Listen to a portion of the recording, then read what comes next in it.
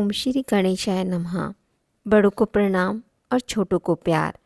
आज मैं आपको भगवान श्री गणेश जी की कथाएं सुनाने जा रही हूँ। मन को शांत और कथाओं को धैर्य से सुने। कथाओं को पूरा सुनने से उसका पूर्ण फल मिलता है। चलिए शुरू करते हैं। एक बुढ़िया माई थी। वह बहुत ही गरीब और अंधी थी। उसके एक बेटा और एक बहू थे। वह बुढ़िया सदैव गणेश जी की पूजा किया करती थी। एक दिन गणेश जी प्रकट होकर बुढ़िया माई से बोले, बुढ़िया माँ, तू जो चाहे मांग ले। बुढ़िया बोली, मुझे मांगना नहीं आता, कैसे और क्या मांगूं? तब गणेश जी बोले, अपने बेटे बहू से पूछकर मांग ले। तब बुढ़िया ने अपने बेटे से कहा, गणेश जी कहते हैं तू कुछ मांग ले, बता मैं क्या मांगूं? पुत्र ने कहा, माँ तू धन मांग ले। बहू से पूछा तो बहू ने कहा, नाती पोते मांग लो। तब बुढ़िया ने सोचा कि ये तो अपने मतलब की बात कह रहे हैं। अतः बुढ़िया ने पड़ोसियों से पूछा तो उन्होंने कहा, बुढ़िया तू थोड़े दिन जिएगी, क्यों तू धन मांगे और क्यों तू नाती मांगे? तू तो अपने आँखों की रोशनी मांग ले, जिससे तेरी जिंदगी आराम से कट जाए। सभी लोगों से बात करने के बाद बुढ़िया माई गणेश जी से बोली, यदि आप मुझसे प्रसन्न हैं तो मुझे 9 करोड़ की माया दे, निरोगी काया दे, अमर सुहाग दे और अंत में मोक्ष दे। यह सुनकर तब गणेश जी बोले, बुढ़िया माँ, तूने तो मुझे ठग लिया। फिर भी जो तूने मांगा है वचन के अनुसार सब तुझे मिलेगा। और यह कहकर गणेश जी अंतर ध्यान हो गए। उधर बुढ़िया माँ ने जो कुछ मांगा वह सब कुछ मिल गया। गणेश जी महाराज, जैसे आपने बुढ़िया माँ को सब कुछ दिया वैसे सबको देना। दूसरी कथा अनुसार एक गांव में एक विधवा अपनी बहू के साथ रहती थी। उसकी बहू मंदबुद्धि थी, जो अपनी मूर्खता बर्दाश्त नहीं कर पाती थी और हमेशा खाने के लिए उतारू रहती थी। वह सबसे पहले उठकर खाना खाती थी, फिर घर के बाकी काम किया करती थी। एक दिन विधवा ने अपने घर में पूजा कराने का सोचा, लेकिन वह थोड़ी परेशान थी, क्योंकि उसकी बहू अगली सुबह उठते ही खाने के लिए दौड़ेगी और पूजा के लिए बनाए गए पकवान को झूठा कर देगी। अपनी बहू को पूजा के लिए बनाए पकवान से दूर रखने के लिए विधवा ने एक तरीका निकाला। पूजा वाली सुबह उसने एक मटका लिया और उसके नीचे एक छेद कर दिया और अपनी बहू से बोली कि आज पूजा है, इसलिए खाना खाने से पहले पानी भर के ले आओ। बहू भी चालाक निकली। उसने देख लिया था कि विधवा ने मटके के नीचे छेद कर दिया है, इसलिए वह अपनी साड़ी में आटा बांधकर पनघट पर चली गई। वहाँ उसने आटा निकाला और कुएं के पानी की मदद से बाटियां बनाने लग गई। कुएं के पास एक शमशान घाट था, जहाँ चिता जलाई जा रही थी। बहू ने उसकी आंच में अपनी बाटी सेक ली। उसकी बाटियां सूखी थी तो वह पास में ही गणेश जी के मंदिर चली गई, जहाँ गणेश जी को किसी ने चोला चढ़ाया हुआ था। उसने देखा कि गणेश जी की तौन पर घी लगा हुआ है। उसने उस घी को अपनी बाटियों पर लगा लिया और उसका भोग गणेश जी को भी लगाकर वह बाटी खा ली और घर वापस चली गई। बहू की इस हरकत पर गणेश जी को बहुत गुस्सा आया और उन्होंने गुस्से में अपनी नाक पर उंगली चढ़ा लिया। जब गांव वालों ने देखा कि गणेश जी ने अपने नाक के ऊपर उंगली चढ़ा लिया है तो उन्हें मनाने के लिए बहुत कोशिश करने के बाद भी गणेश जी नहीं माने। उन्होंने अपनी उंगली नाक से नहीं उतारी। जब यह बात राजा को पता चली तो राजा ने बड़े बड़े पंडितों और ज्योतिषियों को बुलवाया और हवन करवाया, लेकिन गणेश जी फिर भी नहीं माने। सब बहुत चिंतित थे। राजा ने पूरे गांव में यह ऐलान करवा दिया कि जो भी इंसान गणेश जी की नाक पर से उंगली हटाने में सफल होगा उसे इनाम के तौर पर 5 गांव दिए जाएंगे।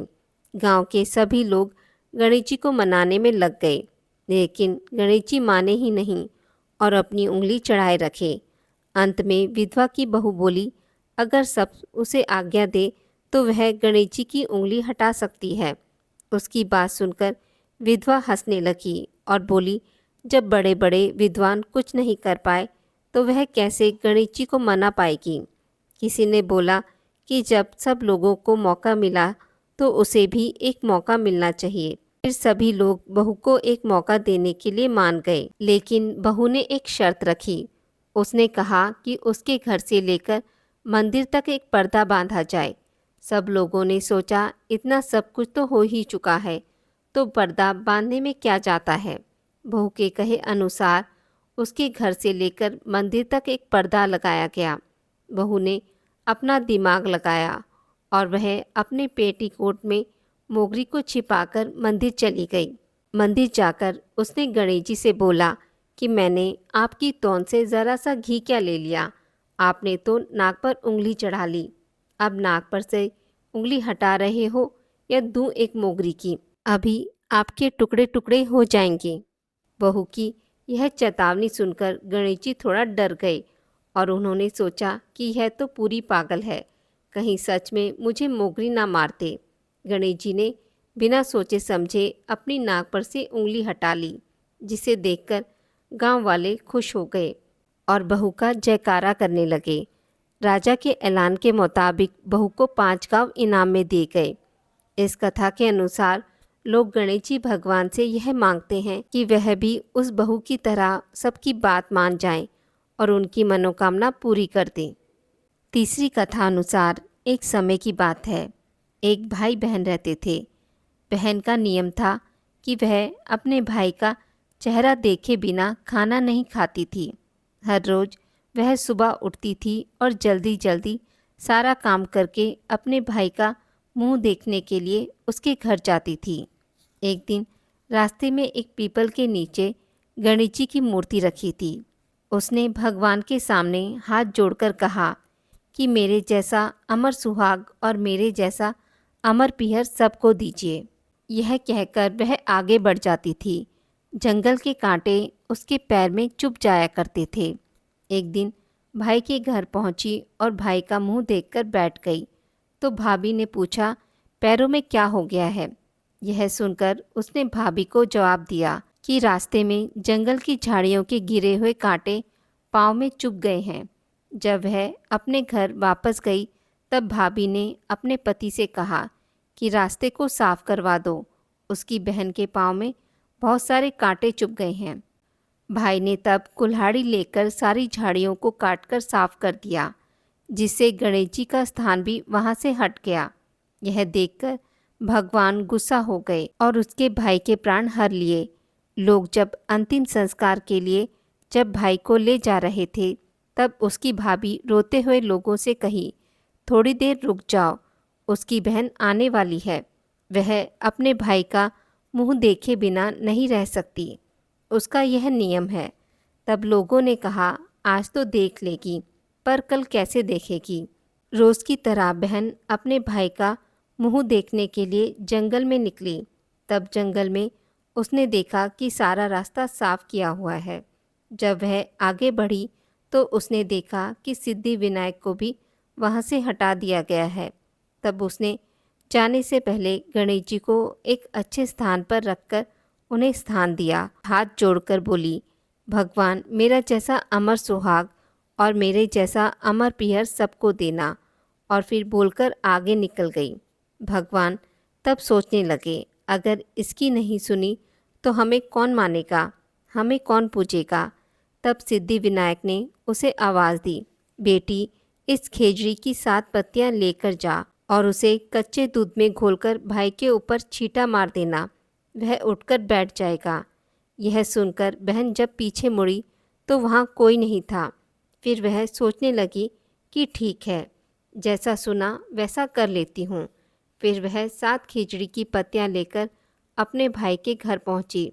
उसने देखा वहाँ कई लोग बैठे हुए हैं, भाभी रो रही है और भाई की लाश रखी हुई है। तब उसने उन पत्तियों को बताए हुए नियम के अनुसार भाई के ऊपर छिड़क दिया। तब भाई उठकर बैठ गया। भाई बोला, बहन से मुझे तो बहुत गहरी नींद आ गई थी। तब बहन बोली, यह नींद किसी दुश्मन को भी ना आए, और उसने सारी बात अपने भाई को बता दी। चौथी कथा अनुसार हर किसी को मालूम है कि गणेश जी को मोदक और मिठाई कितनी पसंद है। शायद इसलिए भी वो किसी के भी निमंत्रण को स्वीकार कर लेते हैं और पेट के साथ मन भरकर खाते हैं। एक बार की बात है, धनपति कुबेर ने भगवान शिव और माता पार्वती को भोजन पर बुलाया, लेकिन भगवान शिव ने कहा कि मैं कैलाश छोड़कर कहीं नहीं जाता हूँ, और पार्वती जी ने कहा कि मैं अपने स्वामी को छोड़कर कहीं नहीं जा सकती। तब उन्होंने कहा कि आप हमारे स्थान पर गणेश जी को लेकर जाओ, वैसे भी उन्हें मिठाई और भोज बहुत पसंद आते हैं। तब कुबेर गणेश जी को अपने साथ भोज पर ले गए। वहाँ उन्होंने मन भरकर मिठाई और मोदक खाए। वापस आते समय कुबेर ने उन्हें मिठाई का थाल देकर विदा किया। लौटते समय चंद्रमा की चांदनी में गणेश जी अपने चूहे पर बैठकर आ रहे थे, लेकिन ज़्यादा खा लेने के कारण बड़ी ही मुश्किल से अपने आप को संभाल पा रहे थे। उसी समय अचानक चूहे का पैर किसी पत्थर से लगकर डगमगाने लगा।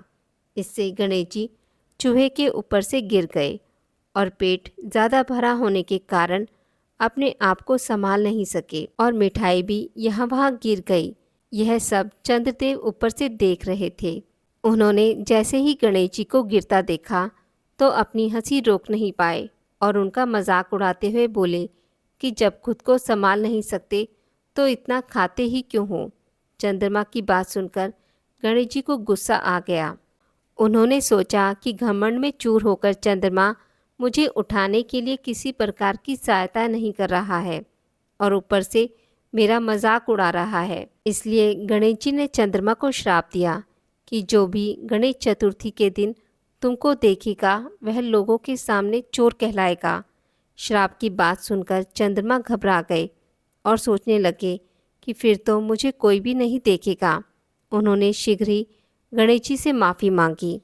कुछ देर बाद जब गणेश जी का गुस्सा शांत हुआ तब उन्होंने कहा कि मैं श्राप तो वापस नहीं ले सकता, लेकिन तुमको एक वरदान देता हूँ कि अगर वही व्यक्ति अगली गणेश चतुर्थी को तुमको देखेगा तो उसके ऊपर से चोर होने का श्राप उतर जाएगा। तब जाकर चंद्रमा की जान में जान आई। 5वीं कथा अनुसार एक समय की बात है, राजा हरिश्चंद्र के राज्य में एक कुम्हार था। वह मिट्टी के बर्तन बनाता था, लेकिन वह कच्चे रह जाते थे। एक पुजारी की सलाह पर उसने उस समस्या को दूर करने के लिए एक छोटे बालक को मिट्टी के बर्तनों के साथ आवे में डाल दिया। उस दिन संकष्टी चतुर्थी का दिन था। उस बच्चे की माँ अपने बेटे के लिए परेशान थी। उसने गणेश जी से बेटे की कुशलता की प्रार्थना की। दूसरे दिन जब कुम्हार ने सुबह उठकर देखा तो आवे में उसके बर्तन तो पक गए थे, लेकिन बच्चे का बाल भी बांका नहीं हुआ था। वह डर गया और राजा को जाकर सारी बात बताई। उसके बाद राजा ने उस बच्चे और उसकी माँ को बुलवाया तो माँ ने सभी तरह के विघ्न को दूर करने वाली संकष्टी चतुर्थी का वर्णन किया। इस घटना के बाद से महिलाएं संतान और परिवार के सौभाग्य के लिए संकट चौथ का व्रत करने लगीं। आज की इस वीडियो में बस इतना ही।